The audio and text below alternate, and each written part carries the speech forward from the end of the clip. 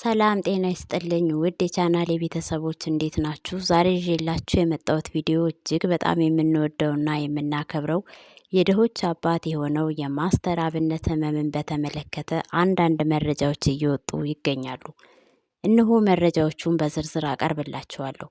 በመጀመሪያም ቻናሉን ላይክ እና ሰብስክራይብ እያደረጋችሁ እንድትከታተሉኝ በአክብሮት እጠይቃለሁ።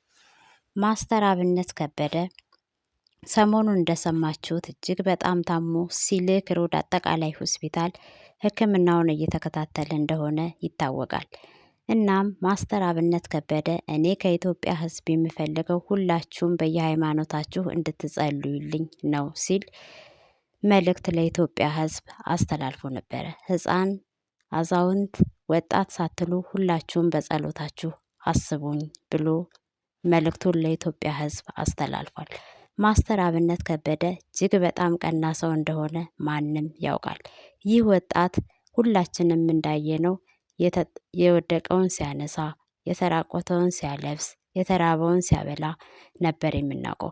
ዛሬ ላይ ግን ባጋጠመው ህመም ምክንያት ሲልክ ሮድ አጠቃላይ ሆስፒታል ሕክምናውን ሲከታተል ቆይቶ ከህመሙ ማገገሙ ተሰምቷል።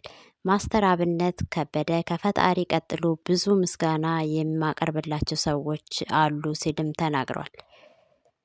ሲልክ ሮድ አጠቃላይ ሆስፒታል በሆስፒታሉ የሚሰሩ ዶክተሮች፣ ነርሶች እንዲሁም አንጋፋው ፕሮፌሰር ብሩክን የማስተር አብነትን የጤና መታወክ ሁኔታ ለበርካታ ቀናት ክትትል ሲያደርጉ ቆይተዋል። በህመሙ ፕሮፌሰሩ ከሆስፒታሉ ከፍተኛ ሰብስፔሻሊቲ ሐኪሞች ጋር መክረዋል። ወቅዱስ ፓትርያርክ ልዩ ጸሐፊ የሆኑት መልአከ ሕይወት ቆሞስ አባ ኃይለ ገብርኤል ነጋሽ በሆስፒታሉ ተገኝተው ማስተር አብነትን በመምከር አጽናንተው ጸሎት አድርገውለታል። ማስተር አብነት የብፁዕ ወቅዱስ ፓትርያርኩ ልዩ ጸሐፊ በሆስፒታሉ በመገኘታቸው የተሰማውን መጽናናት ጥልቅ እንደሆነ ገልጾ አመስግኗል።